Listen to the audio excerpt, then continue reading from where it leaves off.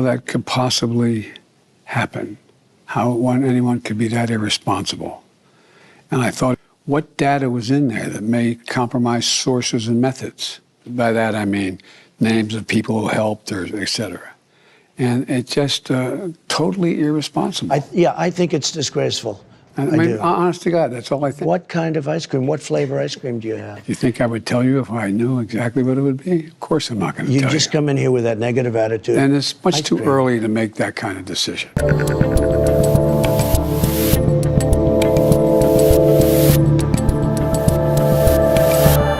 I'm Dave Rubin. This is the Rubin Report. It's Tuesday, March 19th, 2024. We're live streaming, as always, on Rumble, on Locals, and YouTube. I combined Locals and YouTube into one thing, which I promise you will never happen.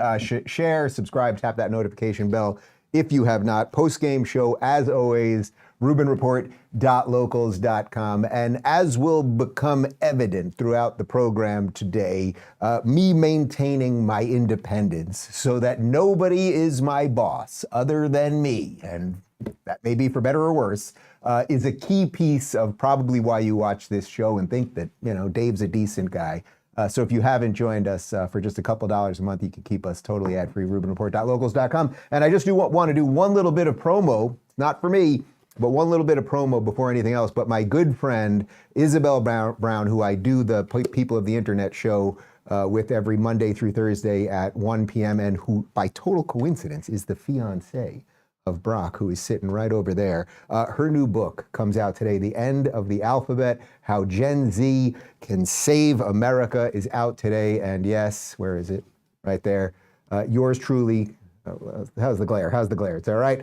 Yeah, Dave Rubin wrote the forward on that thing, and I just interviewed her yesterday about it. It'll be up later this week. And she's just absolutely wonderful, and I love sort of the juxtaposition of I'm 47, she's 27, I'm Gen X, she's Gen Z, and that we can kind of fill that 20-year void with some sanity and hopefully get some of the young people to fix the problems that the old people have created. The theme of today's show, Ladles and Jelly Spoons, is a little bit more of this ridiculous, like truly profoundly ridiculous interview that Don Lemon did with Elon Musk. We showed you a couple clips yesterday. They had leaked out onto Twitter.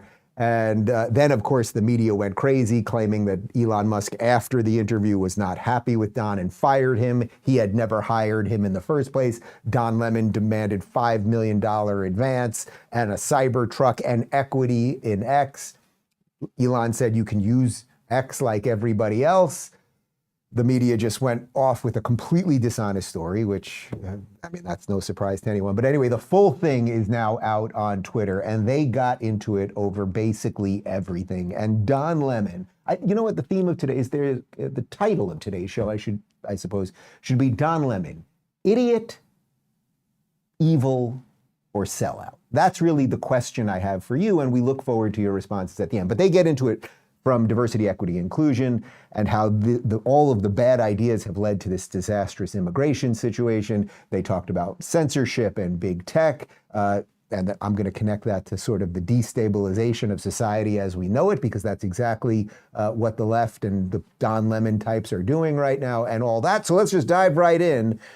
First, they got into it about diversity, equity, and inclusion. And as you know, this is the idea that we should judge people by the color of their skin. And if you were looking at people's resumes, you might go, oh, well, this guy's black.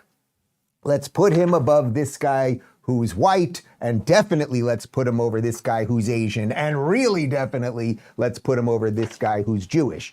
Some might call that systemic racism. They call it wokeness and diversity and all that good stuff. So here's Lemon and Elon getting into it about lowering standards and what that might do to society. Do you believe that people are dying because medical standards, DEI is causing medical standards to be lowered? Do you actually believe people are dying because of that? I believe that if we lower the standards for what it takes to become a doctor. You're saying if we lower the standards, yes. But do you believe people are dying because the standards are being lowered? I don't or have think been that lowered? is yet an issue, but it could become an issue. Okay. But the actual evidence in history shows the exact opposite. If you look at how minorities are treated by the medical system, Oh, most doctors now are white.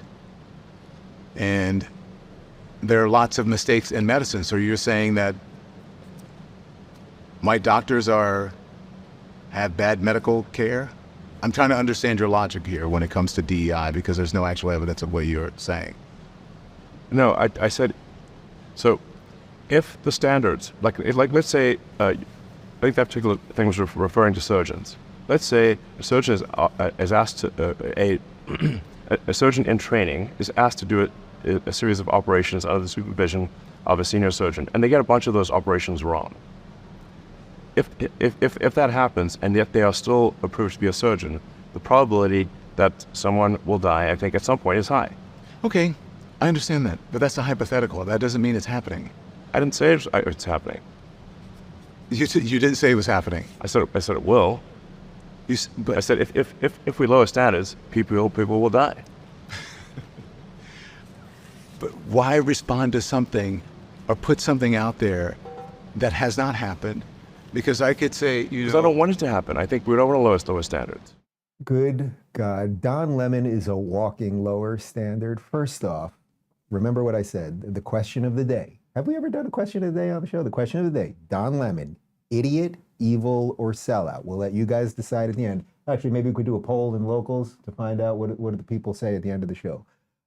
It is obvious, and everyone knows it, that if you lower standards for a certain set of people based on their gender, based on their skin color, whatever it might be, over time, you will get people killed as it relates to the medical profession, which is what they're talking about, right? Elon is not saying he has evidence that it's happening right now, because DEI is a relatively new phenomenon in our institutions, say in the last decade or so, probably in medical institutions. It's been involved in our educational institutions for a long time. So he doesn't have the exact numbers to show you that, but everyone knows this. Just think about it this way.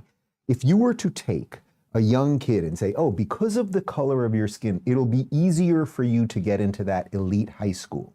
And then because of the color of your skin, you can get lesser scores on your SATs or other standardized tests to get into college.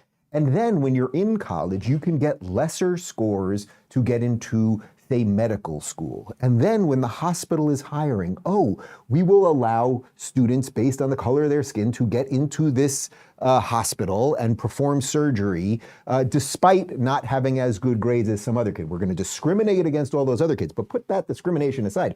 You will systematically, right? They always talk about systematically. You will systematically degrade the entire system. And that is exactly what he's talking about, and we know it. And Lemon pretending that that's just not true. And also the implication, Lemon's implication is, well, most doctors are white. I'm not even sure if that's true in America anymore, but it's a moot point. And most good doctors actually do the best that they can. But if you lower the standards that allow them to become doctors in the first place, whether they know it or not, things are going to get worse, okay? But Lemon pretending that, oh, well, there's a lot of white doctors, and we know that somehow healthcare for these people is worse, like as if there's some sort of racist intent there. It's just so awful. Anyway, here's Lemon again, just confused. I'm giving him the benefit of the doubt. Why? I have no idea. Lemon just confused about what Elon's trying to say. So are you saying that if the majority of doctors are white, are you saying that and there are still these inequities, right? And there's still mistakes. Are you blaming DEI for that? No, I'm very basically saying that if we lower standards for what it takes to become a board-certified surgeon or, an oncologist or something where the kind of disease we're talking about, if you make a mistake, causes someone to die, then more people will die than if we don't lower the standards. Therefore, we should not lower the standards. But why do you think they're lowering the standards for minority doctors or women doctors, or? That's what that article suggested. Yes, at Duke University. Okay. The evidence that I have shows that that's not true. Okay, that's just not true, Lemon. The Duke University thing, we showed you that a couple of weeks ago. Ben Shapiro had a long Twitter thread about it. And again, we just know it's true, right? Like, the simplest way I could lay this out, let's just say you had 20 people that were taking a test to become a doctor, and you had 4 spots for the people that could become surgeons, right? You needed a heart surgeon, a brain surgeon, 2 other positions. If you wanted the best of those 20 people in a colorblind society, which is the promise of what America is, then do you think it would be wise to say, okay, actually, we've got 20 people, only 4 can get in, but I really do need 2 black people and 1 Asian and 1 white guy? How would that make any sense? That would degrade the whole system. And there's an awful lot of evidence that the degradation of the system has been intentional. I want to show you this info from Libs of TikTok. Check this out. Unreal, the Association of the American Medical Colleges, which partners with the American Medical Association, is responsible for medical school admissions and granting medical licenses in the US. In order to embrace DEI, they don't rely on test scores and grades alone. Elon is right. DEI in the medical field will get people killed. And this is from their own documents, how they want to foster diversity and inclusion. And I will read you the highlighted part. This is about admission standards, a process by which they consider each applicant individually to determine how they might contribute to the learning environment and the workforce instead of relying on test scores and grades alone. So do you get it? They have figured out all of these different ways in the name of tolerance and diversity and all of that good stuff that confuses people to actually degrade the ability for people to get the best doctors. And what does that do over time? Over time, Elon is right. There isn't exact evidence for it now. Has a certain amount of this color doctor had this amount of malpractice, and that's because they got in with lower standards. We don't know all about that yet, but the general premise here that Don Lemon, who is a diversity hire himself at CNN, obviously, because he's not particularly bright and he's not a real journalist, so they hired him for some reason. Everyone knows it. And yes, Elon tweeted this in response to that. This is it. This is just it. If you lower standards for being a doctor, people will die. It's just as simple as that. And by the way, it's not just doctors. If you lower standards for airline pilots, people will die. If you lower standards for janitors, there's going to be more urine on the floor. That's how it works. But now I want to connect this to more largely what's happening across society right now, because we are under assault at every level, everywhere. You might say, okay, DEI in education, we know what that's done. Now we're talking about DEI as it pertains to the medical field. We see what that's doing and what it will do in the future. Guess what it's doing to the legal profession right now? This one's a doozy. Headline from the Spokesman Review: Supreme Court bar exam will no longer be required to become an attorney in Washington state. Yeah, so you will not have to take the bar to practice law in Washington state. The bar exam is the exam that you're supposed to take so that it makes sure that you know all of the legal ins and outs in the state. Each state has a different bar exam, and then you can practice law in that state. And sometimes you can take the bar exam in several states and be able to practice law in several states. But Washington state's not going to have it anymore because apparently they think it is somehow racist. And I guarantee you now the quality, now the government, so think about what this is going to now do. The government now is going to start hiring more people who have not passed the bar exam. And who needs government defenders? Well, it usually is black and brown people. So now there's going to be trials, and you are going to have less qualified public defenders defending the black and brown people, thus sending more of them to jail. This is all just obvious, and it is so extraordinary that if it wasn't smashing us in the face, perhaps we wouldn't believe it. We've got a whole bunch more on how it's leaking into political policy and immigration and all that, but let me talk to you guys about preserved gold real quick. Guys, a new central bank digital currency is coming and could replace your dollars with digital currency. With it could come surveillance of your lives, freezing assets and government control of our bank accounts and how we spend our money. Americans who want to protect their liberty and privacy need to prepare themselves for what's to come. That's why many Americans are turning to physical gold and silver to diversify their wealth. If you want to help protect your retirement, I recommend you request the free investment guide from my friends at Preserve Gold today. They'll explore the right options for you and will help you with the process to have physical gold and silver delivered right to your door or inside your IRA, 401k, or other qualified retirement account. And they make it easy. They're a BBB accredited with 0 consumer complaints and hundreds of satisfied clients. There's also a founding member, they are also a founding member of the Precious Metals Association, so you know you're in good hands. And as an exclusive offer for Rubin Report viewers, they'll give you up to $10,000 in free gold and silver with a qualifying purchase or retirement account rollover. They'll even throw in an immediate 500 account credit if you request your investor guide today. So don't wait. Visit preservegold.com/Dave today to get your free gold and silver investment guide and take the first step towards helping protect your wealth. Again, that's preservegold.com/Dave to get your free guide from the good people at Preserve Gold.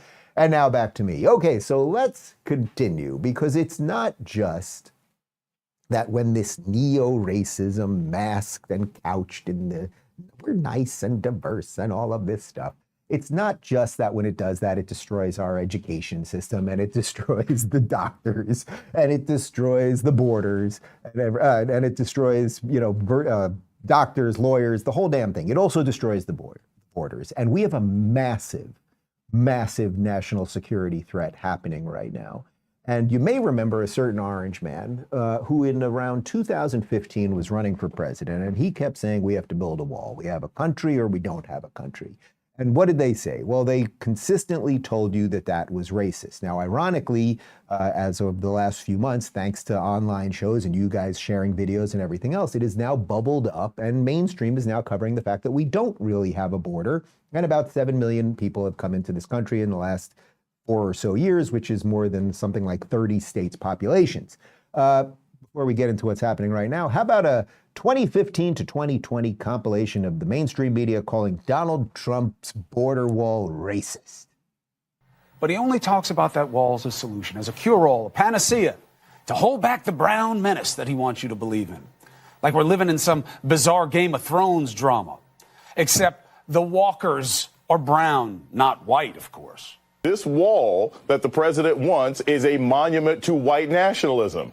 Anybody who agrees to give any money to this wall is foolish. It's all about keeping non-white people from crossing the border. The fears are all race-based. This is about a wall that is to keep people like me and my students and their families out. It is a wall that is racist. The wall is kind of a metaphor for Donald Trump's presidency. The foundation of the wall is hate. It's fear. Yep. They're not talking about bringing diversity into the country. Donald Trump is playing to this base instinct that is wrong and immoral. And what you said, it speaks more about controlling the browning of America. I like that Lemon made it into that compilation. So they've been doing this for years, right? And there was nothing racist about a wall. A wall is just a physical representation of having a border. And if you believe that Mexico and the United States are not the same country, if you believe that Canada and the United States are not the same country, then every country has a right to protect its borders as it sees fit. As you guys know, I was in Israel last week, and I think they have a major regret not doing more as it relates to walls and fences and relying too much on electronic surveillance and a whole bunch of other stuff. So as we see all these people rampage through the country right now, and we have no idea where they're going, and by the way, they are committing a lot of crime, we'll get to that in just a second, it is not racist. It is not racist to want a wall. But we got a couple more headlines these are just oldies but goodies about Donald Trump and his wall. This is from NBC a couple of years ago. Trump's border wall was never just about security. It's meant to remind all Latinos that we're unwelcome. Odd, because plenty of Latinos do come here totally legally. Headline from Bloomberg. This isn't a border wall. It's a monument to white supremacy, like Confederate monuments. President Trump's vision of a massive wall along the Mexican border is about propaganda and racial oppression, not national security.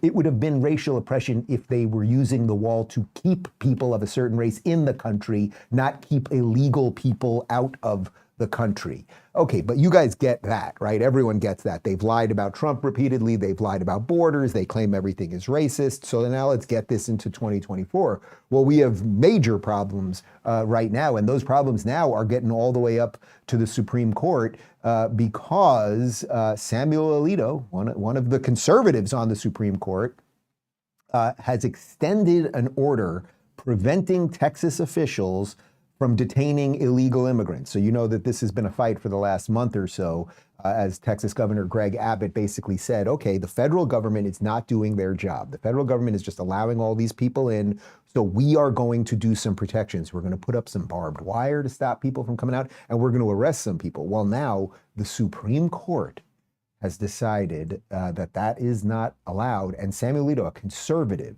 is now backing that. Check this out. Now to some breaking news. Supreme Court Justice Samuel Alito has extended the temporary pause on a sweeping Texas immigration law from taking effect. Now, this law would empower local authorities to arrest suspected migrants from unlawfully crossing the border. The Department of Justice calls it unconstitutional. Okay, so I'm going to get a legal scholar on to dive into the specifics of what's now happening between the federal government and the states. But what you need to understand at the moment is that Texas was trying to protect the citizens of Texas, and by extension, the United States, because they get in through Texas, they get in through Arizona, and then they go all over the place. The Supreme Court is now saying, oh, no, just you think you can arrest an illegal? What are you doing? You can't do that. I mean, it's completely, absolutely insane. But I would say this is textbook DEI in political policy and law. And what is the result if you just allow all these people in and you don't know where they're coming from or what they're doing here or what their intentions are or what their culture is like? Well, a bunch of bad stuff could happen. We've got another tragic story connected to the border crisis. Travis Wolf was just one day away from celebrating his 12th birthday when a woman who was in the United States illegally from Venezuela crashed head-on into his family's Jeep. Church teacher accused of abusing several children in Montgomery County, Maryland. Tonight, immigration officials tell us he was never supposed to be in the United States in the first place, and he had already been deported twice. Palm Beach County deputies arrested 3 undocumented immigrants in Lake Worth Beach on sexual battery charges. According to the arrest affidavit, the 3 suspects, all from Guatemala, abducted a local woman along the street and threw her inside a truck. Authorities say the men drove off and stopped at a nearby intersection where they sexually assaulted her and filmed it. The leader of a Colombian street gang, Los Antanas, has been arrested in Texas, where he was seeking asylum. Colombian authorities confirmed that he was one of the 7 most wanted murderers in Colombia's capital. A woman accused in Mexico of several murders and body dismemberments, even removing victims' hearts, is arrested in El Paso. The FBI says Pineda was known for extreme brutality, dismembering bodies, removing hearts, and placing the hearts in front of Santa Muerte statues. Jeez, she can't come over for dinner. Guys, am I being a dick by showing you that and bringing this up? Am I being racist? Do you think the people who were dismembered and had their hearts ripped out and a bunch of stuff, do you think in retrospect they might have wanted a wall and a border that would have made sense? I do want to make one legal clarification here. Alito is not saying that Texas cannot do anything. It's basically a stay on the order until it reaches the Supreme Court. They're saying Texas can't do anything. Now, personally, I don't see how that makes any sense. But again, I'm not a legal expert as it relates to how the Supreme Court and the states are supposed to go back and forth on all of these things. To me, if a state is having an invasion, you damn well better do everything you can to stop that invasion.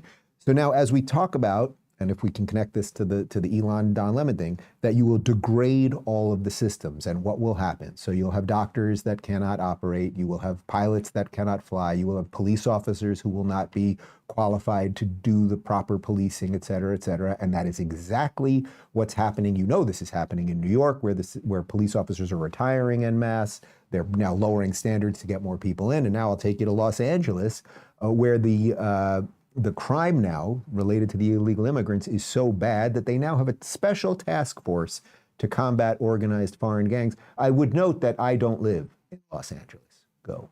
We have a significant increase in burglaries from organized groups that are outside this country, that are coming into the country, and they are targeting high-end residents. And we are addressing that specifically in a task force fashion through multi-agencies. Lots of these break-ins have been recorded by security cameras in recent years. Detectives tell me many tourist burglars who've been arrested often entered the U.S. through a visa waiver program. Many were visiting from Chile and other South American countries. The LAPD says there have been more than 900 residential burglaries across the city since January. Some of those committed by the tourist burglars, who often target luxury homes in the foothills. And some of them may be using new technology technology to interfere with home security. You know, when we left Los Angeles, I was obviously very frustrated with COVID and the recall didn't go as well and everything else. But there was a rash of crime in the neighborhood that I lived in, which was a pretty nice neighborhood. And we would hear gunshots at night. And we just knew, my feeling was it was going to collapse there. Well, that was 2.5 years ago. And it systematically has gotten worse there. They now, like 900 robberies related to illegal immigrants in Los Angeles. Think of the amount of wealth and what should be good policing and clean streets there, and they don't have that, but they have welcomed all of this in, so I would say congratulations, and you got exactly what you voted for if you live in Los Angeles right now. We're going to connect all of this to censorship because DEI is deeply connected to that too, which is why they call everybody racist. We'll do that on the other side. Let me tell you guys about the wellness company real quick. Guys, life is unpredictable. And if we've learned anything over the last couple of years, it's that.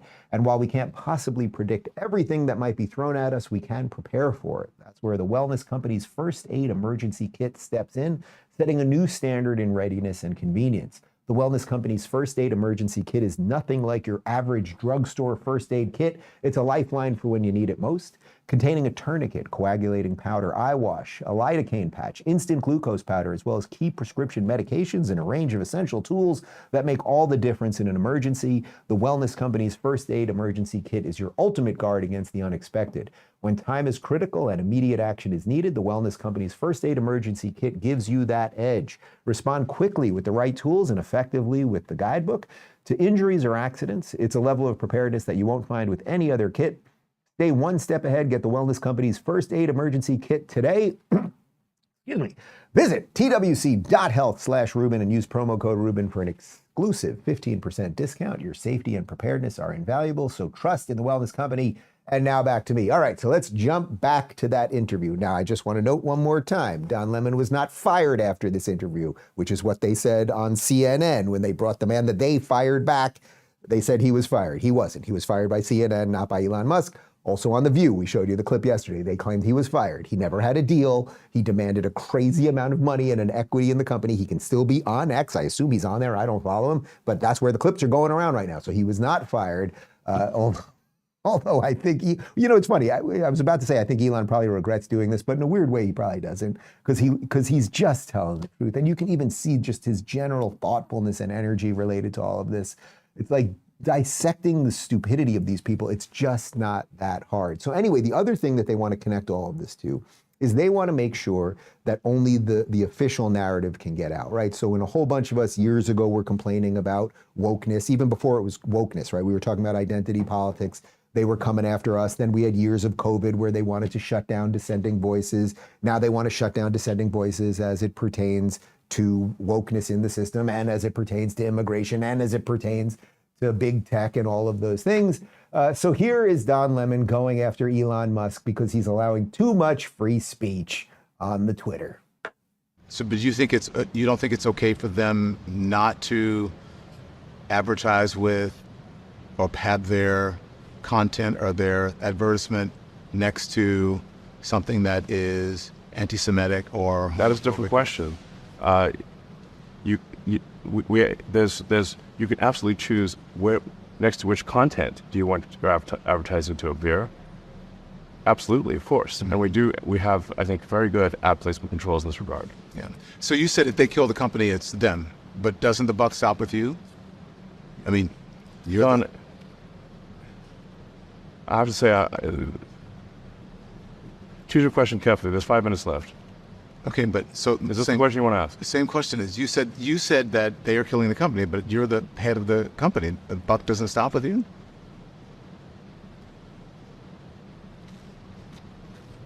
I acquired X in order to preserve freedom of speech in America, the First Amendment.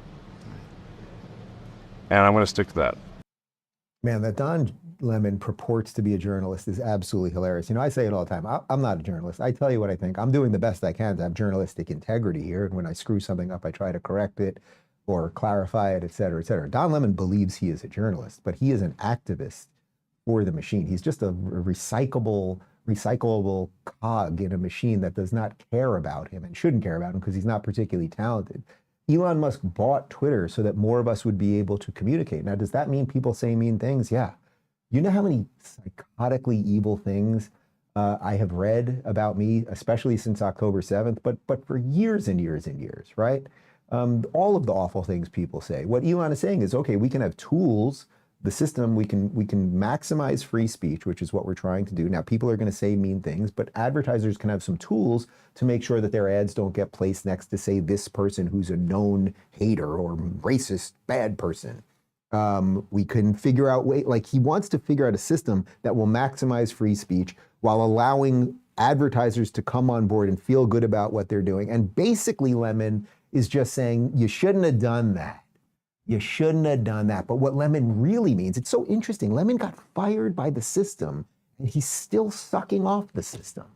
Stop sucking, Don. It's enough. It's enough.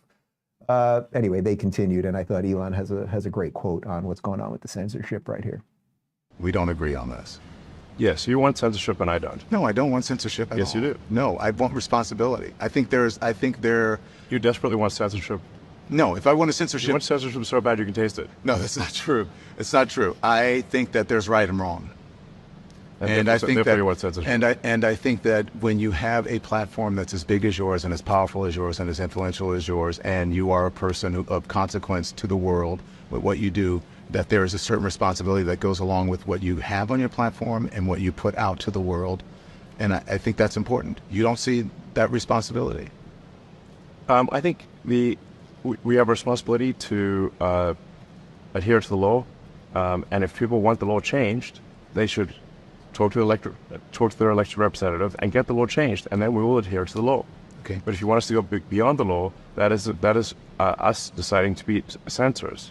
And I'm against censorship. I'm in favor of freedom of speech. Yeah. And freedom of speech only is relevant when people you don't like say things you don't like. Otherwise, it has no meaning. So it's so incredible. Again, I don't think we should gloss over just like his general demeanor and the thoughtfulness which he is applying to this and virtually everything else he talks about. I don't mean that in bow down worship to the guy, but he took $44 billion of his own money to a company that was purging money, that is still losing money. He's trying to send people to Mars. He's building electric cars. He's trying to do Neuralink and Starlink and all of these other things. And he's, I would say, and I mean that's respectfully, wasting time talking to a brain-dead moron. And it's only because he believes in free speech. That's the point.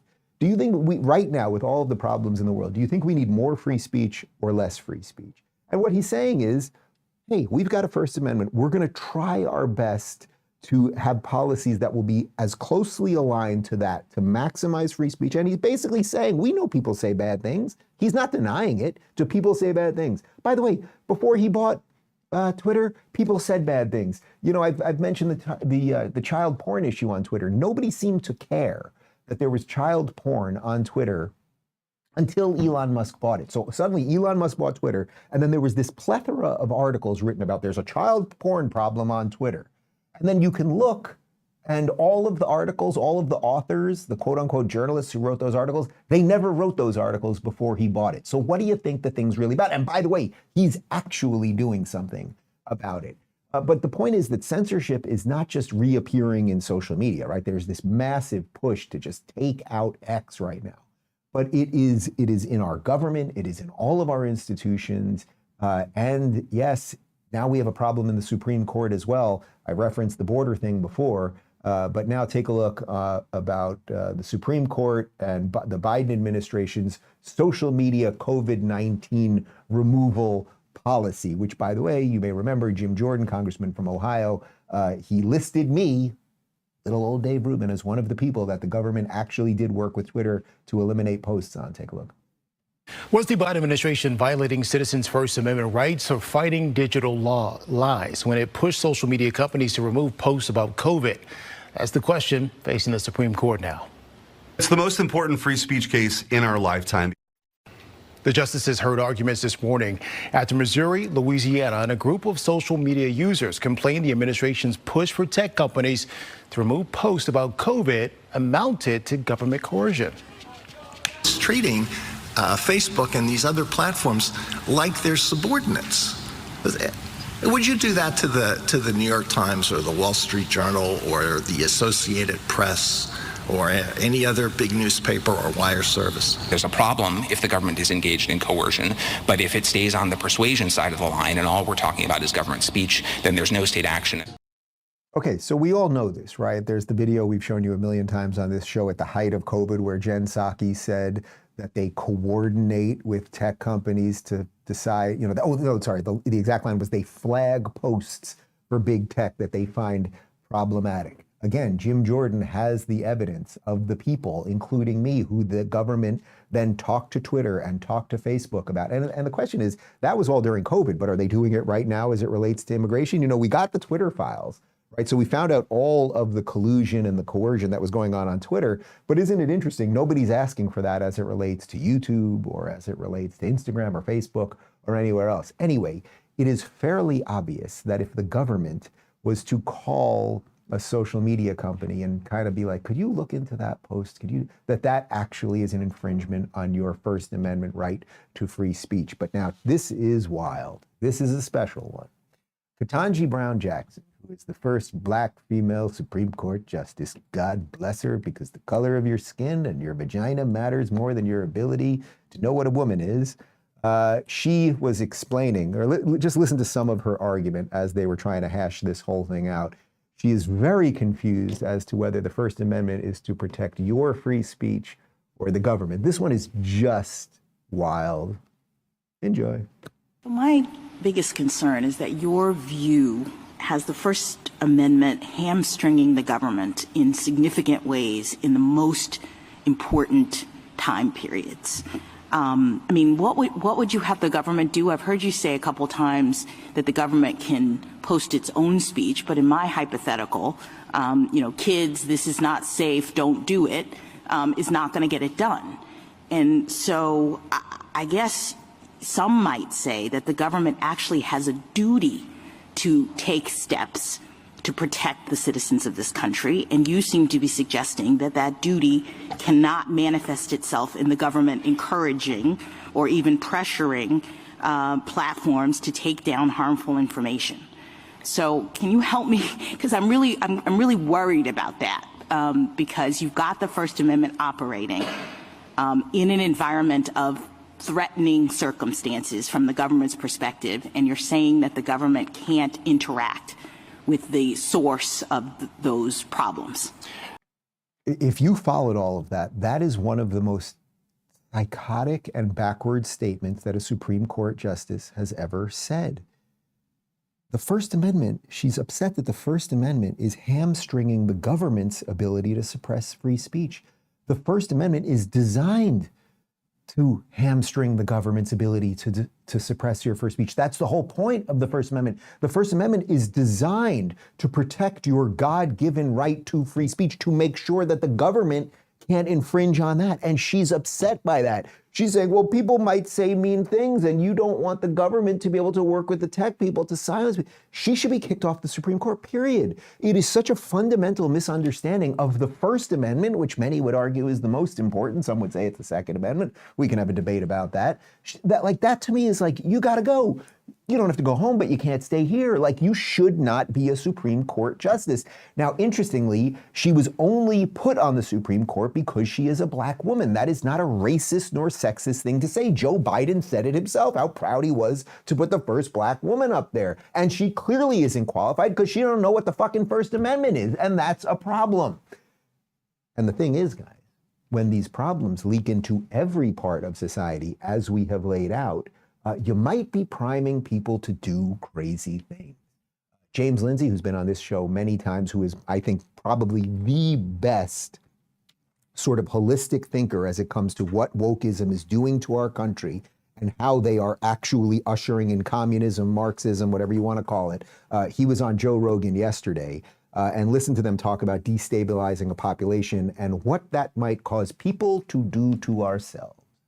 I'm more afraid that this is intentional in a lot of places, in a lot of ways. But this we know in those cities, we know. But if they played it out this much, have they thought about it and said, you know what, we want more crime, we want more illegal aliens, and if we keep the chaos, and then we keep passing laws, we'll get further down the road. If you read the Marxist literature, which is unfortunately my damn job, you can derive a number of different conclusions. One of these conclusions that you can derive absolutely is, do you know what repels a revolution in a country better than anything?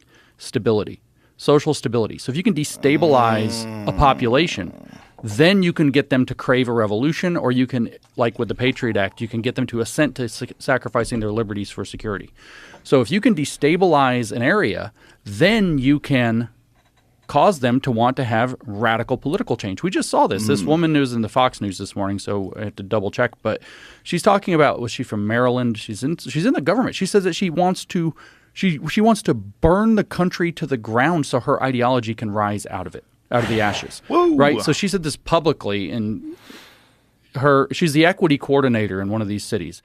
You know, this is an interesting point because Brett Weinstein, you may remember we played a clip of him a few weeks ago where he talked about, he was actually on Alex Jones' show, and he got a lot of shit for going on Alex Jones' show, but he's going to where people will talk to him. And he made an interesting point, which is that it's very easy to break all of these things, all of these institutions that we've had, all of the functioning, the basic functioning society that we've had. Yes, you can break it. But what comes on the other side? And that's what Rogan's point is. He's like, all right, well, wait a minute. Why would they want endless crime and endless drug use on the streets and the collapse? Because they have to live in society too. What James is pointing out there is if you want to usher in a new system, which I believe these people want to usher in a new system. They don't like this system very much, right? Do you think that AOC or Barack Obama, who's really driving this, it's not Joe Biden, obviously, or Ilhan Omar or Rashida or the president, do you think they really like America? I mean, they think it was founded on racism. Why wouldn't you want to burn it down?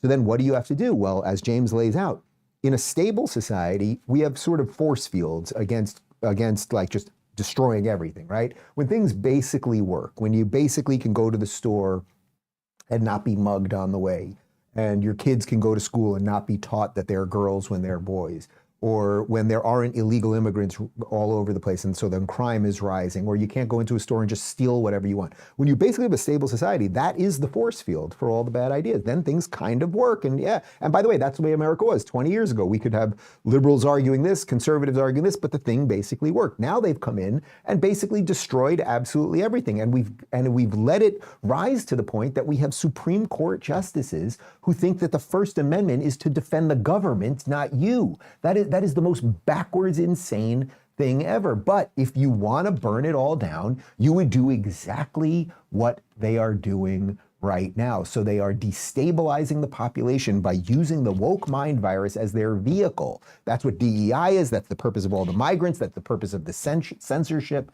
and everything else. And you know where that could all lead? To a pretty, pretty, pretty bad place. I mean, that's one of the things that the SPLC accuses me of, though, is that I promoted the white genocide theory, which that is not true. But what are you going to do about these things?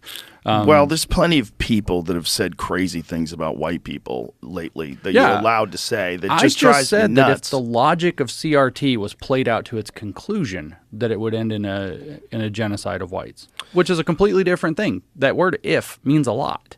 If it was taken to its fullest extent, I think there's also a problem with, you know, when you tell people that a group of people are responsible for things, or a group of people, like just completely composed of individuals with completely different lives, and everyone's got different experiences, and we say that that group of people is either bad or that group of people is responsible for everything. Like, as soon as you do that, you allow othering. That's right. Othering is the number one problem we have tribally, culturally, that we can look at other human beings as if they're not us. And this is what's going on in Gaza and Israel right now. That's what's going on with this guy. I'm not going to defend whatever, but this dude, like, the counter reaction eventually to relentless identity politics is for the other side to start saying, okay, identity politics. Right or wrong, what it does is it creates more of itself. It's like it's contagious. It makes people more racist. Yeah, it does. It does. And when they feel like there's racism allowed against white people, that there's this double standard, then they get racist. There's a lot of people that do that, man. And it fuels it. It's fucking horrible. Yes, that is absolutely correct, Joe, right? Like, what has happened here? Do you think America is less racist or more racist than it was, say, 20 years ago? What do I always say? It's like, if we could just go back to 1995, we basically had it all solved. There were a few little things on the margins that we had to deal with, but that was it, right? We went, unfortunately, once there was equality, true equality, nobody was discriminated against by any law. Once we got that, they decided to move on equity, which was a rejiggering, a reorganization of society. That has nothing to do with American values. Equality is a true, classically liberal American value that the founders intended, and we're always working to form a more perfect union, right? And that's what we've done so well here.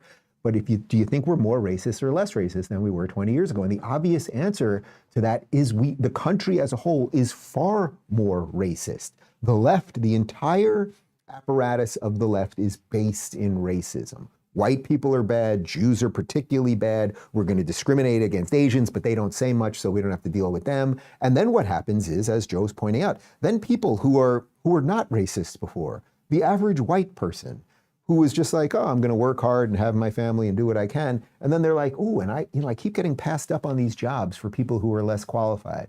Or, I'm going to the doctor and it's going to pop into someone's brain. Oh, wait a minute, my doctor's black. I wonder, do I need to look into how he got this job in the first place? And did he get into medical school more easily and everything else that I laid out before? So they are now bringing in racism into the system. And once you have racism into the system and you have allowed crime into the system and you've allowed drug use into the system and open borders, well, then you have a society that's destabilized, right? And the destabilization is exactly what they want because they want something new on the other side. So now let's go back to Elon with Don Lemon. And here's Elon explaining exactly why he has been so radical when it comes to defeating the woke mind virus.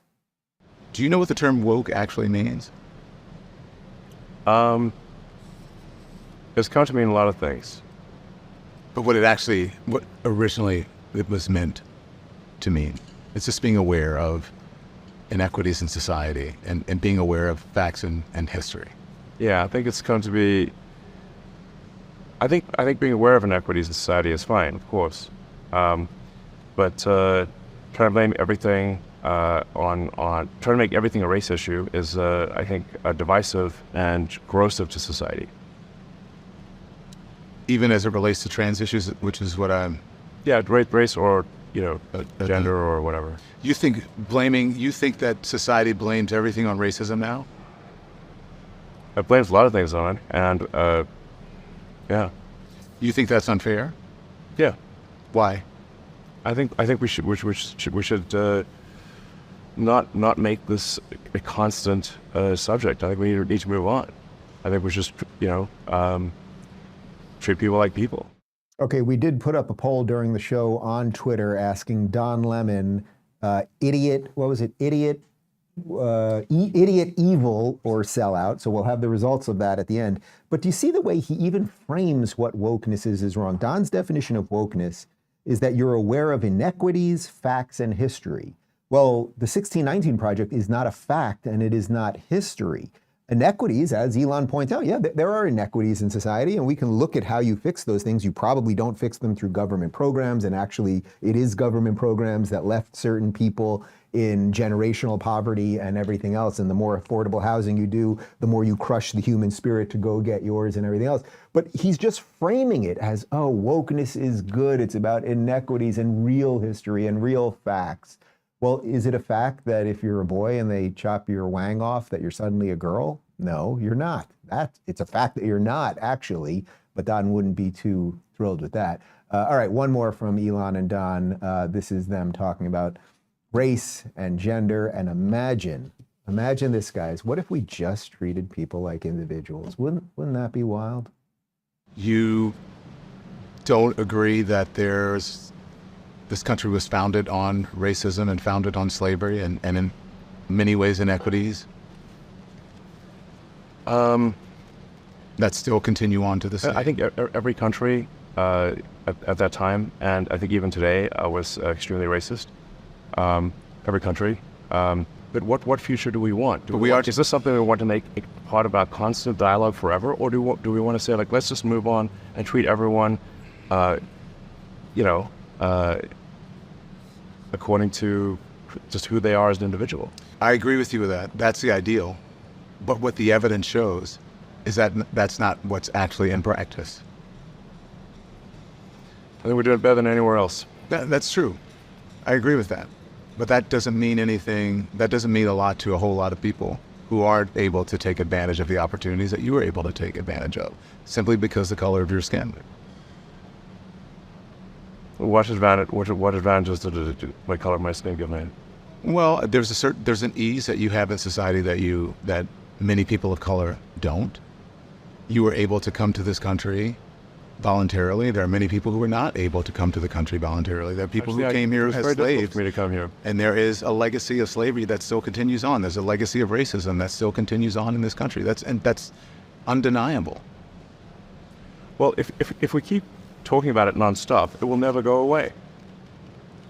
If we keep making that the central thing, it will never go away.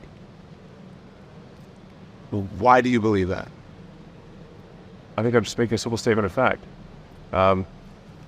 So I think we want to get away from making everything a race or a gender or whatever issue, and just treat people like individuals. You know, I told you a couple of days ago we got this inflatable clown so that I can punch it instead of having to analyze everything. Brock, you said you were going to inflate the inflatable clown. What are you doing? All right, Brock's going to inflate the inflatable clown. Of course, Elon's absolutely right. If there were laws that discriminated against people based on the color of their skin or anything else, then we should remove those laws. No such laws exist. Actually, because of wokeism now, we now have institutionalized racism so that you have every advantage if you are a specific color, right?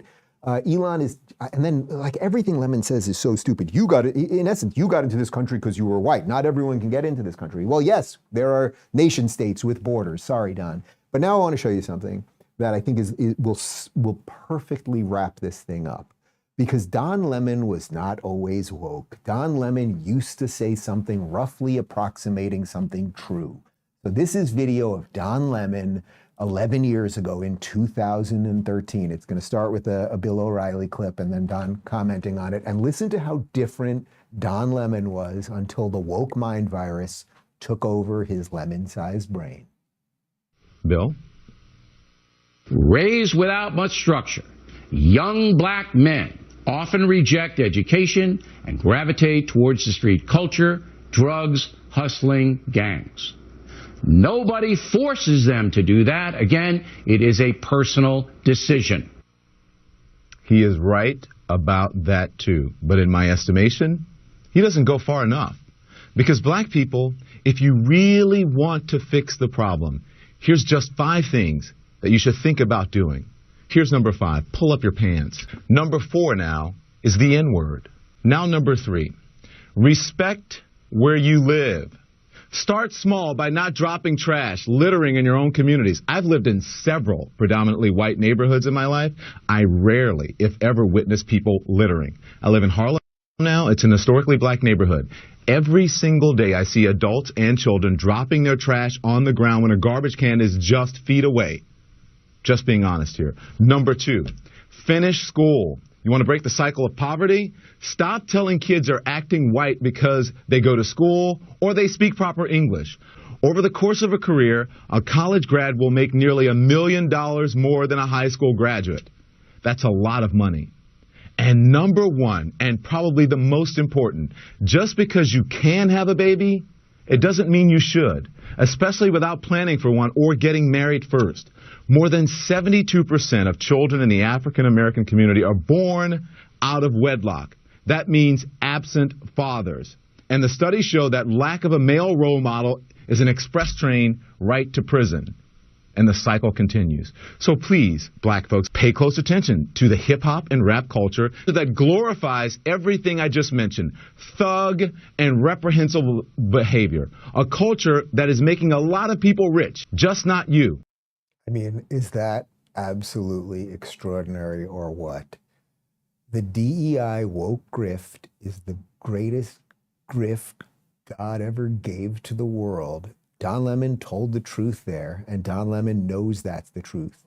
Then Don Lemon gave the system whatever it wanted as it pertained to Trump and everything else. The system had no use for him anymore. They fired him, and now he's gone full woke and is fighting against free speech. Imagine if anyone else had said that. If I right now said, you know, if you go into black communities and you litter, it's not a problem. You go into white communities and you litter, it's a problem. Don Lemon would say I'm racist. But Don Lemon was telling the truth back then. I can't actually comment on whether black people are littering more in their community than white people are. I just don't know that for a fact. but pull up your pants, the stuff about getting a job, education, two-parent household, all of those things. Don Lemon knew what was true and now has gone on the grift train. And we've seen so many people do it. And by the way, in just a moment, we will release the results of the Twitter poll, Don Lemon, idiot, evil, or sellout. But I want to do two more things for you. Quickly, a quote from G.K. Chesterton, which we've referenced a couple times on the show. Tolerance is the virtue of the man without convictions. Now, I reference that before I get you to the final clip, because we have been told that tolerance is the most important thing. It doesn't matter how wacky anyone is, the weirdness that they are bringing onto society or anything else, that we should just tolerate them. But in a hierarchy of importance, of course, tolerance shouldn't be number one, right? This is Karl Popper's paradox of tolerance. You want to be tolerant, but if you are so tolerant of intolerance, the intolerant people will take out the tolerant people pretty quickly. So we leave you with one more clip. This is Jordan Peterson explaining why tolerance, compassion, things like that are not necessarily the ideal virtue in a society that wants to function. I don't regard compassion as a virtue. Compassion is a reflex, not a virtue. You don't think judicious compassion is a virtue? Wait a minute. Compassion can come deep from the human heart and the human mind, I think. Are we talking about the same kind of compassion? Yes. Trying to understand the suffering. Treating of the world? Adults like infants is not virtuous. I see. But well, compassion isn't treating adults like infants. I mean, those are just terms. Are you sure? Okay. Whatever the term is, maybe love is maybe the better compassion word. Is. I mean, I suppose I'm speaking to love. You don't think those ideas came from concern? Love is compassion. You don't think love is a blend of compassion and encouragement and truth. Love's complicated, man.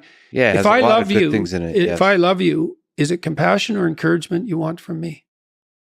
Yeah, it's a dance. Love is definitely a dance of two humans. Ultimately, that leads to the growth of both. Well, that's the thing. The growth element is crucial. Yeah, because the growth element, to foster the growth element, that requires judgment, compassion, and judgment. Well, even. And have been conceptualized this way forever, two hands of God, mercy and justice. They have to operate in tandem, right? And mercy is, flawed as you are, you're acceptable. It's like, well, do you want that? Do you want your flaws to be acceptable? And the answer to that is no. It's like, well, that's where the judgment comes in. It's like, but you could be better. You could be more than you are. And that's the maternal and the paternal in some fundamental sense. And there has to be an active exchange of information between those two. That's where we're at, guys. We could use a little judgment. We could use a little bit of mercy and justice. It's not to be racist and never let anyone into the country, but we also have to decide that we are a country of laws and will do it judiciously and properly and everything else. It is not just endlessly merciful to say people can steal whatever they want and do drugs on the street and come here regardless of their values. That's not merciful. You might think it's merciful to them. It's actually not, but it's certainly not merciful to the law-abiding people who live in this country right now. So we have to combine those two things, combine mercy and justice, instead of combining just wokeness and tolerance, right? Oh my God, we're so compassionate. We let everybody do whatever the hell we want. That is not great. What is great is what we've had here, right? It was meritocracy, because meritocracy, what's baked into that is virtue, right? If you just have to go out, if there's just laws that say, we're equal, go get what you can, and maybe it was tougher for your grandparents than your grandparents, and this, that, the other thing, okay, fine, but we're equal, get what you can, then there is a fucking amazing game to be played.